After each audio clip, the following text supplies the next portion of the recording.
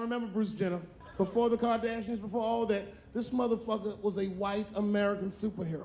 It was amazing. He was beating Africans at track and field. We'd never seen anything like it. He was on my cereal box growing up. You know how much of that cereal I ate, nigga? I didn't know he was gonna do that. I knew before you guys knew. I heard things on the street in Hollywood. You know, you just be out, see people. Hey, what's up, Kanye? Why the long face? Nigga, you'll see. Got two mother-in-laws now. With his bombastic critique against woke culture, Dave Chappelle is back again making headlines in the world of comedy. Whether you love him or hate him, one cannot deny the fact that Dave has the balls of steel to say what many would not dare to say.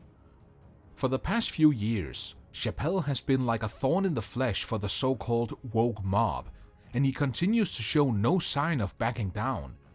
Be it from cancer culture or gender issues, or from society's double standards, Dave keeps on cutting through it all with his razor-sharp wit to put forth his point. He started it all with his new comedy special, where not only did he stand toe-to-toe with it, but erased it altogether. This time, he went after the most sensitive of topics concerning woke culture, and left there both stunned and rolling with laughter. And I don't blame them. It's not their fault, it's mine. I can't stop telling jokes about these things. I don't want to write these jokes, but I just can't stop.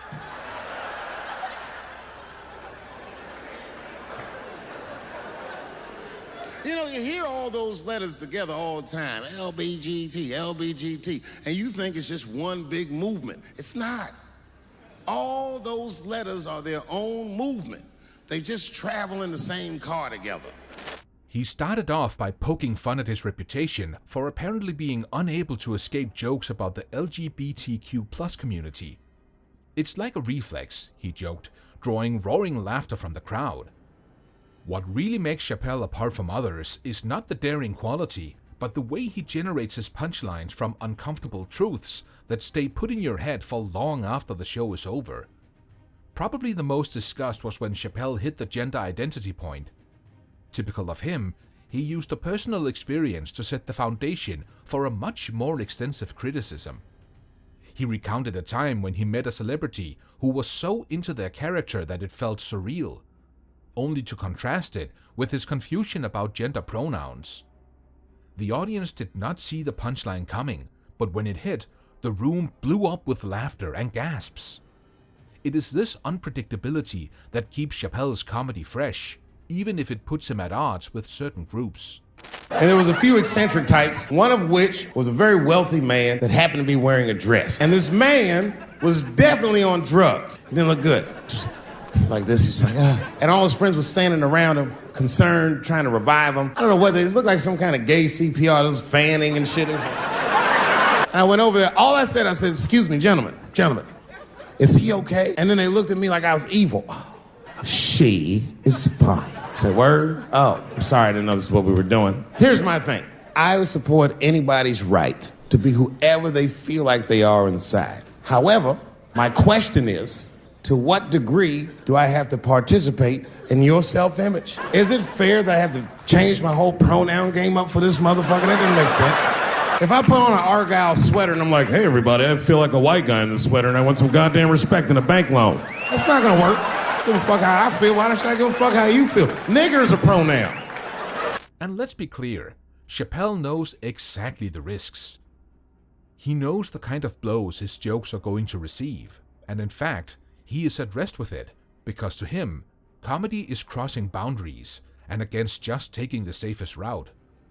If you're not putting anybody off with your comedy, then are you even doing comedy? He just jived during his set. Unapologetic, he has made him a pariah or champion, depending on who you ask. One thing is sure, however, he does not fear the blows. Another major performance from his show was that Rachel Dolezal, the nefarious one who claimed to be transracial, had it coming. He has never been the type to stand on critical distance with regards to the whole Dolezal mess, and he had even gone further this time by drawing a comparison between Dolezal's claims and those of transgender individuals. And, at least they commit, He joked about surgery and hormones. The audience roared with laughter, even though it was clear the joke also held a larger point about authenticity and societal expectations.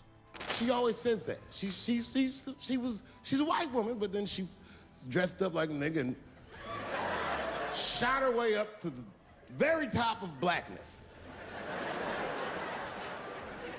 And I always wanted to meet her just so I could understand. I just wanted to like have dinner with her so I could just look in her eyes and call her a nigger to her face. Chappelle didn't stop there. He remarked about Caitlyn Jenner, another often repeated subject of his joke. This time, he tackled the issue of her being named Woman of the Year mere moments after transitioning. "How does that work?" he asked, feigning confusion. Much laughter erupted from the crowd, but you could tell they were wrestling with a critique on how society defines and rewards identity. In the Chappelle world, it's beyond just a joke and really talking about an issue. Caitlyn Jenner was voted Woman of the Year. Her first year as a woman. Ain't that something? Beat every bitch in Detroit, she's better than all of you. Chappelle understood the value of the art. He speaks out with a story, and personally, one of the most spectacular elements in his comedy is storytelling. He talked about a hot fight he had with a fan who doubted his views on gender. Hilarious, yet thought-provoking, it was just a way of displaying the distance between critics and Chappelle's supporters. It's not about hate, he explained. It's about understanding, and laughing at the absurdity along the way. And this is not the first time Chappelle has taken the woke culture head-on, nor will it be the last. Another significant focus of the night was his condemnation of the culture of canceling people. Chappelle mentioned what to him seems like an alarming trend of folks looking for something to take offense at. It's like a scavenger hunt, but instead of finding Easter eggs, you're finding tweets from 2009, he jokingly said. While the audience was rolling with laughter, the message was clear.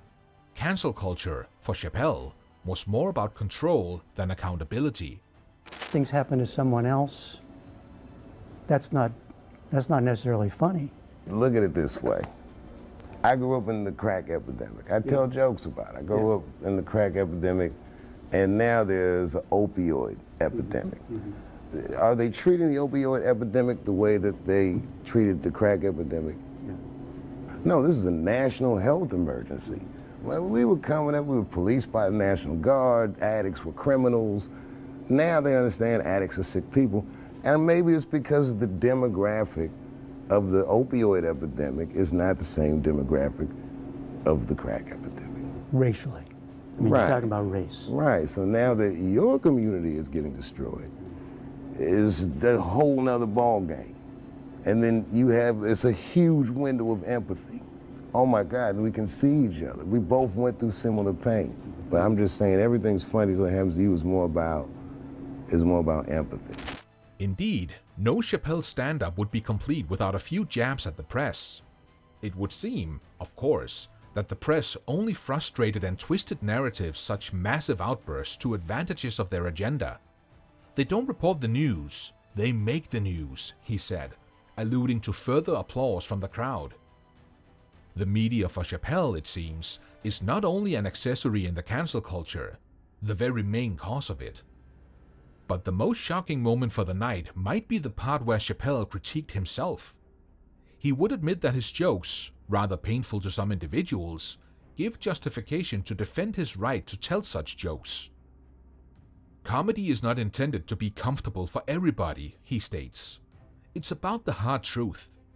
A moment of extreme vulnerability contributed to the range of his act.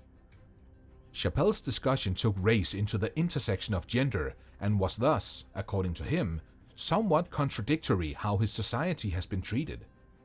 He relived an episode where a conversation with a transgender colored individual had turned into disappointment. Dragged through the gamut of emotional tension, it ended, perhaps, with some level of respect, after which Chappelle spent time to elaborate on why he felt dialogue, not censorship, is the way to go. Perhaps the most talked about joke in the course of the night would concern features of sports and gender. Chappelle posed a hypothetical in which LeBron James had finally transitioned and gone over to the WNBA, proceeding to score 800 points in a given game. This had the audience roaring, but, more importantly, raised issues regarding fairness and competition. Chappelle's ability to tackle all such complex topics with humor sets him apart, even if it may cause him trouble. LeBron James changed his gender. You know what I mean? Okay, can he stay in the NBA, or, because he's a woman, does he have to go to the WNBA where he will score 840 points a game? It was clear by the close of the night that Chappelle's intention was not to soften his approach. He shut down all the sacred cows of woke culture, from pronouns to representation, and threw his put-downs with the swagger of one long in the game who knows the rules and how to break them. His performance was masterclass in boundary-pushing humor and social commentation with the Chappelle panache. To what extent will Dave Chappelle go? If these recent shows are any indicators, then he isn't going to retract. Whether you call him a provocateur or a truth-teller, or just a comic doing what he's paid to do, one thing is certain: he is getting people talking about him. And to judge by the polarized world of today, indeed this might be the most revolutionary thing of all. What are your thoughts about the recent Dave Chappelle woke culture commentary? Is it enlightening comedy, or have you gone too far? Let us know in the comments below.